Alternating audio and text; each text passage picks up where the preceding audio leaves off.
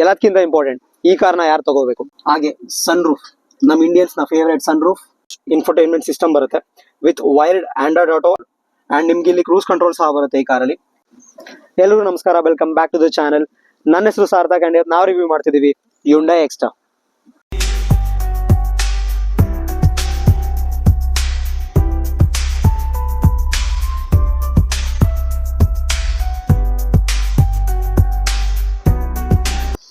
ಎಲ್ಲದಕ್ಕಿಂತ ಮೊದಲು ನಾವು ಇದು ಕೀನ ಸ್ಟಾರ್ಟ್ ಮಾಡೋಣ. ಇದರಲ್ಲಿ ಬರುತ್ತೆ ಒಂದು flip key with lock, unlock and boot release.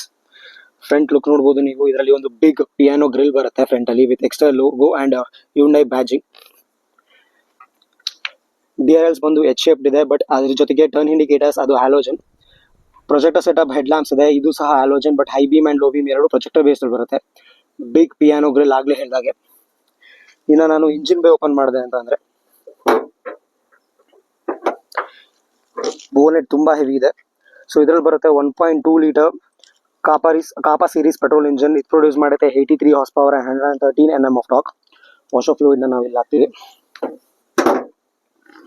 ಇನ್ನು ನಾ ಗಾಡಿನ ಸೈಡ್ ಲುಕ್ ಬಂದೆ ಅಂತ ಅಂದ್ರೆ ಆ ಸ್ಮಾಲ್ SUV ಲುಕ್. ಕೆಳಗಡೆ ಒಂದು ಪ್ಲಾಸ್ಟಿಕ್ ಕ್ಲಾಡಿಂಗ್ ರನ್ ಆಗುತ್ತೆ SUV ಲುಕ್ ಕೊಡೋದಕ್ಕೋಸ್ಕರ. ನೀವು ಸೈಡ್ ಪ್ರೊಫೈಲ್ ಚೆಕ್ ಮಾಡ್ಬೋದು. ಇಲ್ಲೂ ಸಹ ಒಂದು ಬಿಗ್ ಪಿಯಾನೋ ಫಿನಿಶ್ ಇದೆ, ಇಲ್ಲಿ piano black finish. Door handles body coloured ಆಗಿದೆ. ORVM ಸಹ body coloured with turn indicators. ಇನ್ನು ನಾನು ವೀಲ್ಸ್ ಬಂದೆ ಅಂತಂದ್ರೆ ಇದರಲ್ಲಿ ಸಿಗುತ್ತೆ 175, 65, R15 ಪ್ರೊಫೈಲ್ ಟೈರ್ಸ್. ಇದು ಅಲಾಯ್ ವೀಲ್ಸ್ ಅಲ್ಲ, ವೀಲ್ ಕ್ಯಾಪ್ಸ್ ಆಗಿರೋದು, ಬಟ್ ವೀಲ್ ಕ್ಯಾಪ್ ಸಹ ಅಲಾಯ್ ತರನೇ ಇದೆ, ತುಂಬಾ ಚೆನ್ನಾಗಿ ಕಾಣುತ್ತೆ. ಇನ್ನು ನಾನು ಇದ್ರ ರಿಯರ್ ಲುಕ್ ಬಂದ್ರೆ ರಿಯರ್ ಲುಕ್ ಅಲ್ಲೂ ಸಹ ನೀವು ಟೈಲ್ ಲ್ಯಾಂಪ್ಸ್ ನೋಡಬಹುದು. ಇದು ಸಹ ಎಚ್ ಶೇಪ್ಡ್ ಇದೆ, H shaped LED tail lamps ಇದು. But turn indicators and reverse lamps ಎರಡು ಹ್ಯಾಲೋಜನ್ ಅಲ್ಲಿ ಇದೆ. Extra logo. ಇಲ್ಲೂ ಸಹ ಒಂದು ಪಿಯಾನೋ ಬ್ಲಾಕ್ ಫಿನಿಶ್ ಗ್ರಿಲ್ ಹಿಂಗೆ ರನ್ ಆಗುತ್ತೆ.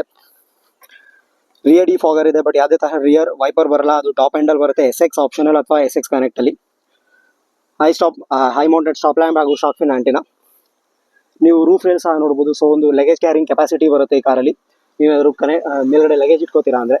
ಹಾಗೂ ಒಂದು ಸನ್ ರೂಫ್ ಸಹ ಬರುತ್ತೆ.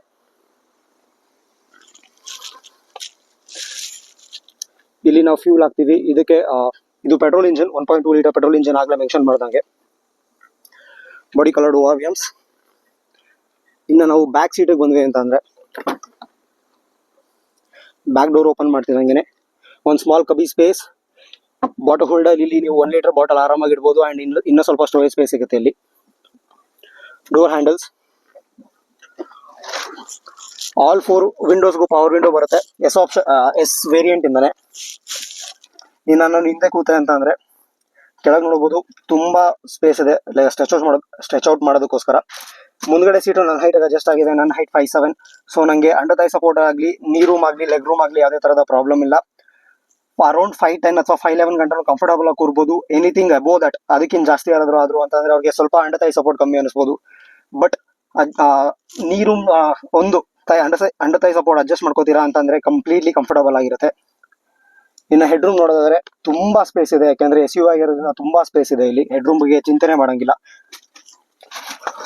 ಕ್ಯಾಬಿನ್ ಸಹ ವೈಡ್ ಇದೆ. ನೀವು ಆರಾಮಾಗಿ 2 ಪೀಪಲ್ಸ್ ಅಂಡ್ ಒಂದು ಚಿಕ್ಕ ಮಗು ಅಥವಾ ಚಿಕ್ಕ ಯಾವ್ದಾದ್ರು ಮಗು ಅಥವಾ ಮಕ್ಳು ಯಾರು ಇದ್ರೆ ಅವ್ರನ್ನ ಕೂರಿಸ್ಬೋದು. ಸೆಂಟ್ರಲ್ಲಿ ಯಾವುದೇ ತರದ ಆಂಬ್ರೆಸ್ ಸಿಗೋದಿಲ್ಲ, ಬಟ್ ರಿಯರ್ AC ವೆಂಟ್ ಸಿಗುತ್ತೆ. ಪ್ಲಸ್ ಒಂದು 12 ವೋಲ್ಟ್ ಚಾರ್ಜಿಂಗ್ ಸಾಕೆಟ್ ಸಹ ಸಿಗುತ್ತೆ ಹಿಂದ್ಗಡೆ ಇರೋರಿಗೆ ಕಮ್ಯುನಿಟೀಸ್ಗಾಗಿ. ಗ್ರಾಬ್ ಹ್ಯಾಂಡಲ್ ಸಹ ಬರುತ್ತೆ ವಿತ್ ಹುಕ್. ಇಲ್ಲಿ ಹುಕ್ ಇದೆ ಅಂಡ್ ಗ್ರಾಬ್ ಹ್ಯಾಂಡಲ್ ಇದೆ. ಸೆಂಟರ್ ಪ್ಯಾಸೆಂಜರ್ಗೆ ಅಥವಾ ಬ್ಯಾಕ್ ರೋಗೆ ಒಂದು ಲ್ಯಾಂಪ್ ಸಹ ಸಿಗುತ್ತೆ, ಬಟ್ ಇದು ಹ್ಯಾಲೋಜನ್, LED ಸಿಗೋದಿಲ್ಲ. ನಾವು ನೆಕ್ಸ್ಟ್ ಬೂಟ್ ಚೆಕ್ಔಟ್ ಮಾಡೋಣ. ಬೂಟ್ ತೆಗಿಯೋಕ್ಕೋಸ್ಕರ ಇಲ್ಲಿ ಬಟನ್ ಇದೆ. ಒಳಗಡೆಯಿಂದ ನಾವು ಕೀಯಿಂದನೂ ಬೂಟ್ನ ಅನ್ಲಾಕ್ ಮಾಡ್ಬೋದು. ಬೂಟ್ ಓಪನ್ ಮಾಡಿದ್ವಿ ಅಂತಂದ್ರೆ ಇದರಲ್ಲಿ with parcel chef around 300 to 330 litres of boot space ಸಿಗುತ್ತೆ. ಇಲ್ಲಿ ಒಂದು ಹುಕ್ ಸಿಗುತ್ತೆ ನಿಮ್ಗೆ. ಇನ್ನು ನಾವು ಸ್ಪೇರ್ ವೀಲ್ ಬಗ್ಗೆ ಮಾತಾಡಿದ್ರೆ spare wheel is 14 inch, tyres 15 inch, 14 inch. So ಇದೊಂದು ಸ್ಮಾಲ್ ವೀಲ್, ಸ್ಪೇಸ್ ಸೇವರ್ ಇದು.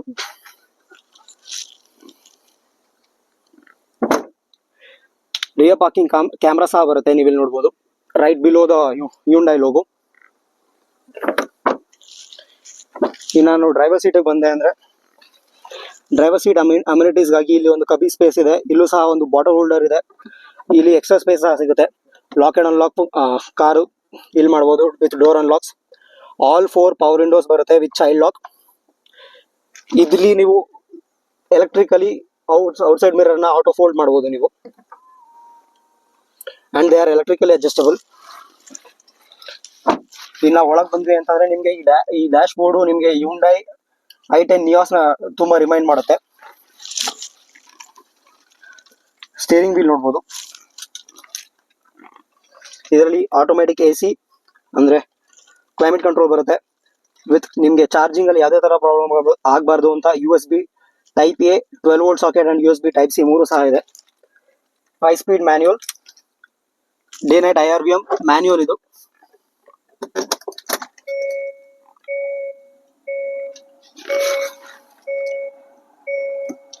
ಟಚ್ ಸ್ಕ್ರೀನ್ MID ಬರುತ್ತೆ, ಇಲ್ಲಿ ಮಲ್ಟಿ ಇನ್ಫಾರ್ಮೇಶನ್ ಡಿಸ್ಪ್ಲೇ. ಹಾಗೂ ನಿಮ್ಗೆ ಇಲ್ಲಿ 7 ಇಂಚ್ ಇನ್ಫೋಟೈನ್ಮೆಂಟ್ ಸಿಸ್ಟಮ್ ಬರುತ್ತೆ with wired Android Auto and apple CarPlay. ಇಲ್ಲಿ ನಿಮ್ಗೆ ಒಂದು ಸ್ಪೇಸ್ ಸಿಗುತ್ತೆ. ಇನ್ನು ನಾವು ಗ್ಲವ್ ಬಾಕ್ಸ್ ಓಪನ್ ಮಾಡಿದ್ರೆ glove box is decent size. ಇನ್ನು ನೀವು AC ವೆಂಟ್ಸ್ ಮತ್ತೆ ಡ್ಯಾಶ್ ಬೋರ್ಡ್ ನ ನೋಡ್ಬೋದು. AC is powerful enough. ಹಾಗೆ ಹೇಳ್ದಂಗೆ 5 ಸ್ಪೀಡ್ ಮ್ಯಾನ್ಯುಯಲ್. ಇಲ್ಲಿ ನಿಮಗೆ ಒಂದು cup holder with 2 cup holders ಬರುತ್ತೆ ಹಾಗೂ ಹ್ಯಾಂಡ್ ಬ್ರೇಕ್ ಬರುತ್ತೆ ವಿತ್ ಸ್ಮಾಲ್ ಕಬಿ ಸ್ಪೇಸ್. ನೀವು ಇಲ್ಲಿ ಕಾಯಿನ್ಸ್ ಅಥವಾ ಏನಾದ್ರು ಕೀ ಇಡ್ತೀನಿ ಅಂತಂದ್ರೆ ಇಡ್ಬೋದು. Sun blinds driver and co driver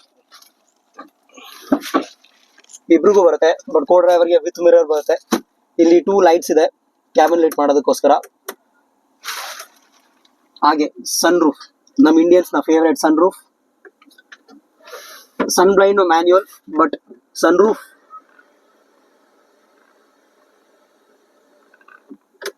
ತುಂಬಾ ದೊಡ್ಡದಾಗಿ ಓಪನ್ ಆಗುತ್ತೆ. ಸೊ ನೀವು ಆರಾಮಾಗಿ ಇಲ್ಲಿಂದ ಏರಿ ಫೀಲ್ ಅಥವಾ ಒಂದು ಕ್ಲಾಸ್ಟ್ರೋಫೋಬಿಕ್ ಯಾರಾದ್ರೂ ಇದ್ದು ಅಂತಂದ್ರೆ ನಿಮ್ಗೆ ಸ್ವಲ್ಪ ಗಾಳಿ ತಗೊಳ್ಳೋದಕ್ಕೋಸ್ಕರ ಹೆಲ್ಪ್ ಆಗುತ್ತೆ.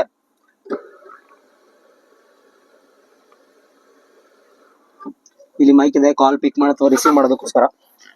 ಇನ್ನು ಸ್ಟೇರಿಂಗ್ ವೀಲ್ ಬಂದೆ ಅಂತ ಅಂದ್ರೆ ಇಲ್ಲಿ ನಿಮ್ಗೆ ನಿಮ್ಮ ಹೆಡ್ ಲ್ಯಾಂಪ್ಸ್ ಕಂಟ್ರೋಲ್ ಬರುತ್ತೆ ಹಾಗೂ ಇಲ್ಲಿ ನಿಮ್ಗೆ ವೈಪರ್ ಕಂಟ್ರೋಲ್ಸ್ ಬರುತ್ತೆ. ಈ ಕಡೆ ನಿಮ್ದು MID ಕಂಟ್ರೋಲ್ ಮಾಡೋ ಎಲ್ಲ ಫಂಕ್ಷನ್ಸ್ ಬರುತ್ತೆ. ಹಾರ್ನ್ ಇಸ್ ಲೌಡ್ ಅಂಡ್ ನಿಮ್ಗೆ ಇಲ್ಲಿ ಕ್ರೂಸ್ ಕಂಟ್ರೋಲ್ ಸಹ ಬರುತ್ತೆ ಈ ಕಾರಲ್ಲಿ. ಹಾಗೆ ಹೇಳ್ದಂಗೆ ಹೊರಗಡೆ ಮಿರರ್ಸ್ ಆಟೋ ಫೋಲ್ಡ್ ಫಂಕ್ಷನ್ ಜೊತೆ ಬರುತ್ತೆ. ಇನ್ನ ಡೇ ನೈಟ್ IRVM ನಿಮ್ಗೆ ಮ್ಯಾನ್ಯುಯಲ್ ಬರುತ್ತೆ. ಇದರಲ್ಲಿ ನಿಮ್ಗೆ ಸೇಫ್ಟಿಗಾಗಿ standard 6 airbags, ABS, ESC ಸಹ ಬರುತ್ತೆ and traction control, hill hold assist ಸಹ ಬರುತ್ತೆ ನಿಮ್ಗೆ ಇದರಲ್ಲಿ.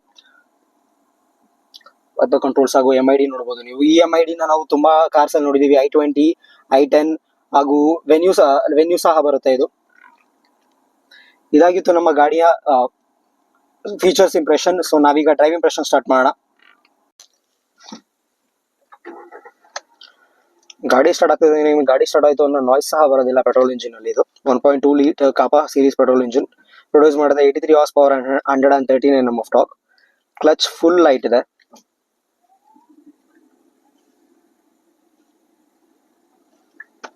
Let's take a right turn.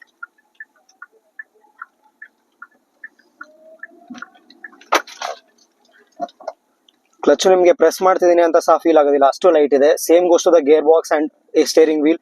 Hyundai steering wheel ಯಾವತ್ತಿದ್ರು ನಮಗೆ ಲೈಟ್ ಅನ್ನೋದಕ್ಕೆ ಫೇಮಸ್. ಸೊ ನಿಮಗೆ ಸಿಟಿ ಟ್ರಾಫಿಕ್ ಕಂಡೀಷನ್ಸ್ ಅಲ್ಲಿ ಯಾವತ್ತೂ ಸಹ ಪ್ರಾಬ್ಲಮ್ ಆಗೋದಿಲ್ಲ ಇದು. ನೀವು ಡ್ರೈವ್ ಮಾಡ್ತಿರ್ಬೇಕಾದ್ರೆ ಈಸಿಯಾಗಿ ನೀವು ಗಾಡಿನ ಎಲ್ಲರೂ ಮನ್ಯೂವರ್ ಮಾಡಬಹುದು. ಅಂಡ್ SUV ಅಥವಾ ಐ ಗ್ರೌಂಡ್ ಕ್ಲಿಯರೆನ್ಸ್ ಇರೋದ್ರಿಂದ ಇದರಲ್ಲಿ 185 mm ಗ್ರೌಂಡ್ ಕ್ಲಿಯರೆನ್ಸ್ ಇದೆ. ಅದರಿಂದಾಗಿ ನೀವು ಎಲ್ಲೂ ಸಹ ಬ್ಯಾಡ್ ರೋಡ್ಸ್ ಅಲ್ಲಿ ನೀವು ಟೆನ್ಷನ್ ಮಾಡ್ಕೊಳ್ಳೋಗಿಲ್ಲ. ಸ್ಮಾಲ್ ಕಾರ್ ಆಗಿರೋದ್ರಿಂದ ನಿಮ್ಗೆ ಎಲ್ಲೂ ಪಾರ್ಕಿಂಗ್ ಸ್ಪೇಸ್ ಸಹ ಪ್ರಾಬ್ಲಮ್ ಆಗಲ್ಲ. ಅಂಡ್ ಟ್ರಾಫಿಕ್ ಕಂಡೀಷನ್ ಅಲ್ಲಿ ಓಡಿಸೋಕೆ ಸ್ಟೇರಿಂಗ್ ತುಂಬಾ ಈಸಿಯಾಗಿ ಹೆಲ್ಪ್ ಮಾಡುತ್ತೆ. ಸ್ಟೇರಿಂಗ್ ಹೋಗ್ತಾ ಹೋಗ್ತಾ ನಿಮ್ಗೆ ಎಲ್ಲೂ ಹೆವಿ ಅನ್ಸೋದಿಲ್ಲ, ಹಾಗೆ ಮೆನ್ಯೂವರ್ ಮಾಡೋಕ್ಕೂ ಸಹ ಅಷ್ಟೇ ಈಸಿ ಆಗಿದೆ. ಇನ್ನ ಇಂಜಿನ್ ಬಗ್ಗೆ ಮಾತಾಡ್ತೀವಿ ಅಂದ್ರೆ ನಿಮ್ಗೆ ಪಿಕಪ್ ಆಗ್ಲಿ ಅಥವಾ ಯಾವತ್ತೇ ಗಾಡಿಲಿ 3 to 4 ಪೀಪಲ್ ಇದೀವಿ ಅಂತ ಅಂದ್ರೂ ಎಲ್ಲೂ ಸಹ ಸ್ಟ್ರಗಲ್ ಮಾಡಲ್ಲ ಇಂಜಿನ್.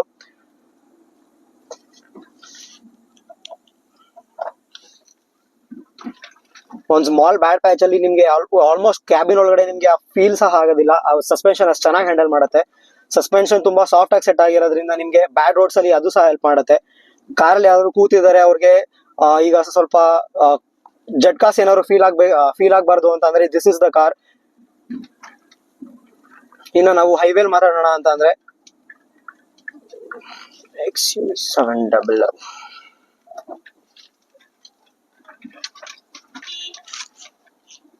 ಸ್ಟೇರಿಂಗ್ ಲೈಟ್ ಇರೋದ್ರಿಂದ ಟರ್ನಿಂಗ್, ಹಂಗೆಲ್ಲ ಸ್ಮಾಲ್ ಕಾರ್ ಆಗಿರೋದ್ರಿಂದ ಟರ್ನಿಂಗ್ ರೇಡಿಯಸ್ ಸಹ ತುಂಬಾ ಚಿಕ್ಕ ಇದೆ. ಈಸಿಯಾಗಿ ಸ್ಮಾಲ್ ಪ್ಲೇಸಸ್ ಅಲ್ಲೂ ನೀವು ಗಾಡಿನ ಟರ್ನ್ ಮಾಡ್ತಾ ಹೋಗ್ಬೋದು.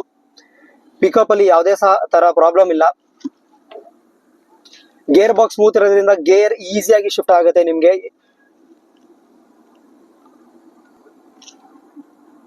ಇದು 5 ಸ್ಪೀಡ್ ಮ್ಯಾನ್ಯುಯಲ್. ಇದರಲ್ಲಿ AMT ಸಹ ಬರುತ್ತೆ ನಿಮ್ಗೆ. 5 speed AMT or 5 speed manual with the same engine, that is 1.2 litre ಕಾಪಾ.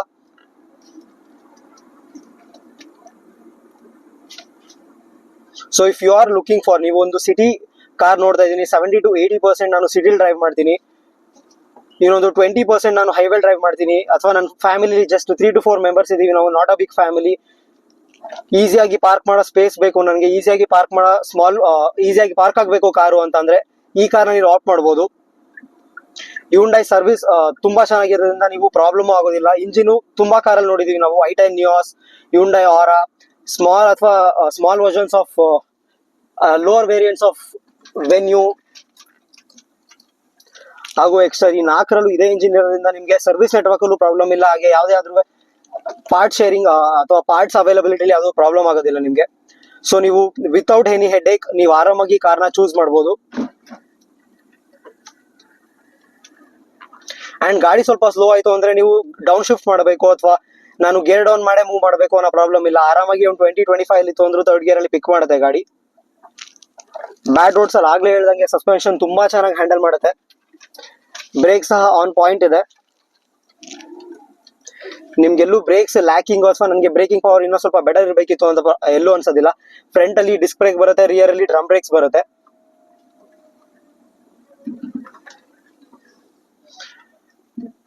Bad roads ಬಂದ್ವಿ ಅಂತಂದ್ರೆ ಹೈ ಗ್ರೌಂಡ್ ಕ್ಲಿಯರೆನ್ಸ್ ಇರೋದ್ರಿಂದ 180 mm ನಿಮ್ಗೆ ಎಲ್ಲೂ ಪ್ರಾಬ್ಲಮ್ ಆಗಲ್ಲ.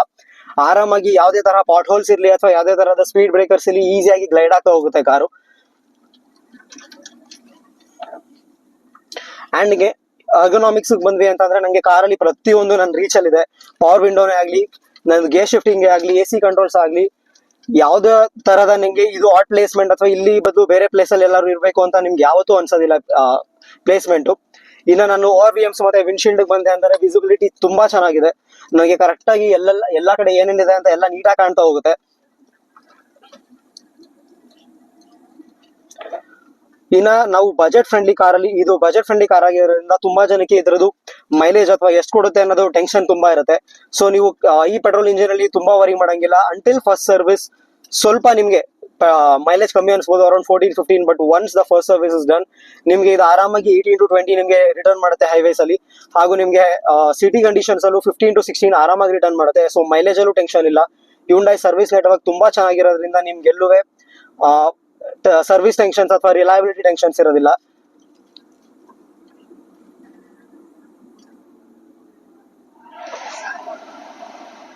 AC ಸಹ ಅಷ್ಟೇ ಸ್ಟ್ರಾಂಗ್ ಇದೆ.